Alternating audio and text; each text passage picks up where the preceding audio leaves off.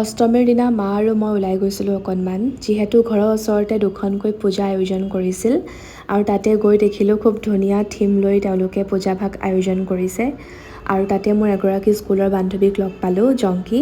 তাইক লগ পাই বহুত ভাল লাগিল, বহুত দিনৰ পিছত লগ পাইছোঁ আৰু এইবাৰ কিবা আগৰ নিচিনাকৈ মনবোৰ ভাল লাগি থকা নাই আৰু ঘৰত বহি পেলাই নিউজবোৰ চাই থাকিলে মনবোৰ বেছিহে বেয়া লাগে, সেইবুলি দুজনী ওলাই গ'লোঁ।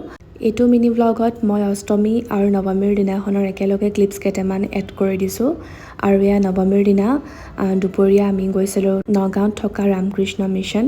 মাৰ ক্লাইণ্ট এগৰাকী আমাক তালৈ মাতিছিলে, যিহেতু তেওঁলোকে পূজাভাগ আয়োজন কৰিছিল আৰু আবেলি আমি সোণাপুৰ গৈছিলোঁ। তাতে যোৱা কেইটামান ভিডিঅ' ক্লিপছ মই ৰাখিছোঁ, সেইবোৰ মই এক্সট্ৰাকৈ দিম, আপলোড কৰিম।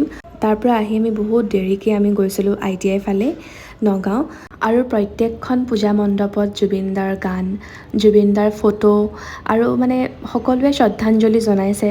আগৰ দৰে মনবোৰ ভাল লাগি থকা নাই যদিও সাজি কাচি ওলাই আহিছোঁ অকণমান সকলোৰে লগত, ফটো উঠিছোঁ, ভিডিঅ' বনাইছোঁ বাৰু।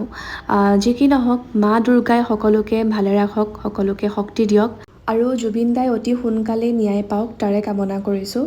জয় জুবিন দা।